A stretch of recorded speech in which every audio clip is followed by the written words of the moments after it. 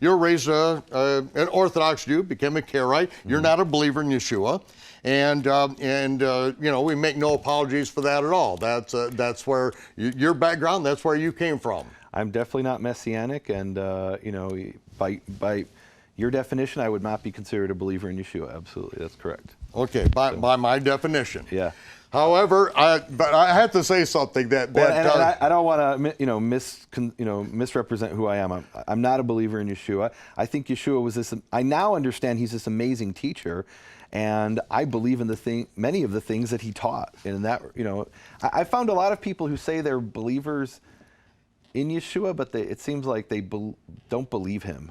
Right, they don't do what he says to do. They don't believe what he said. And I'll tell you where I'm coming from. I know this isn't the topic you wanted to get into, but it is. In Exodus, it says Vayaminu ba'Yehovah u'b'Moshe avdo, and they believed in Yehovah and in Moses' servant. Now, what did it mean they believed in the servant of Moses?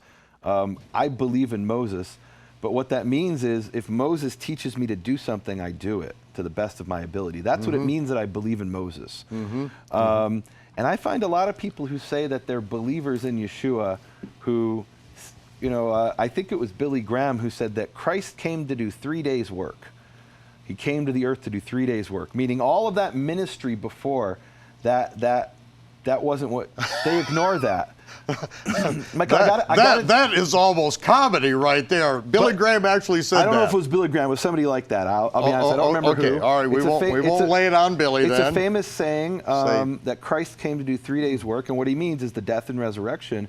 And really the attitude of many Christians is all of those things he taught, the bulk of the Gospels, are completely irrelevant. I heard this lecture from a professor of New Testament studies once, and he was saying how, he was talking about this creed, the creed they recite in many churches, the Apostles' Creed, I think it's called. And they talk about how Christ was born of a virgin, suffered under Pilate, etc. And he said, what's missing from that creed? And, you know, I certainly don't know, but he was talking to a Christian group, and they didn't know. And he said, what's missing is everything between born of a virgin and suffered under Pilate. The actual bulk of his ministry isn't part of their creed, which is profound. Think about that. It's 9/10 of the gospel record. I mean, well, and I want to share a story. So I was sitting on an airplane to Seattle. I was going to speak at a conference and visit my sister, who's a professor at University of Washington. And I was sitting next to this American soldier, this young lady, about 22 years old, and she was telling me how she started going to church when she was a teenager, about 15, and she went to a church called the Church of Christ the King. And she decided to be baptized when she was around 19 or 20. And then we were talking, and I was telling her about kind of like what I do, and, you know, share about the history of Jesus. And I could tell that she didn't seem to really know anything about who this Jesus, Yeshua, was.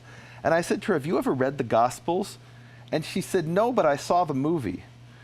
I said, well, which movie? And The Passion of the Christ with Mel Gibson. And I said, so why do you go to this church? She said, I really like it because we have really nice songs, and the pastor doesn't bore us with the Bible. He tells us stories about life. And I realized this woman doesn't know the basic stories of the Gospels. And I asked her, do you know these stories? Like, she didn't even see the greatest story ever told, you know? She saw it just, you know, and if you think about the Passion of the Christ, is only the last 72 hours or so of Yeshua's existence on earth, right? I mean, you know, if I was, you know, death and resurrection. And so I said to her, do you know what the life and teachings of Jesus of Nazareth? And she said, no, I don't. Can you tell me? And so there I am sitting on an airplane. Literally, I'm a Karaite Jew, and I'm sharing the Gospels with this young Christian woman, literally. And I'm not trying to convert her, not trying to change her, but she genuinely wants to know, oh, so Jesus was an actual person? What are the things that he taught? And I'm, you know, sharing with her, you know, how the Gospels say he was a descendant of King David and born in Bethlehem, grew up in Nazareth, moved to Capernaum, was teaching the Jewish multitudes the Sermon on the Mount. She had never heard of this stuff. That's unbelievable. And this actually ties into what we're talking about here in Matthew 23, that many Christians completely disregard the things that Yeshua taught. But I think where you came to it is you were dealing with people who were saying, okay, we're not going to ignore everything between born of a virgin and suffered under Pilate, so we have to take his word seriously. Now what do we do? What did he actually teach? I think everybody can agree that if you say you believe in Jesus, if you say you believe in Yeshua, you ought to know what he said and to take it seriously. And Yeah. from my Jewish perspective, it'd be like me saying, I believe in Moses, and boy, is this a great ham sandwich. Wait a minute, I thought you said you believe in Moses. Yeah, I believe in him. Okay, but if you believe in him, do what he says. There you go. Moses didn't come for us just to believe in him. Moses came to teach us.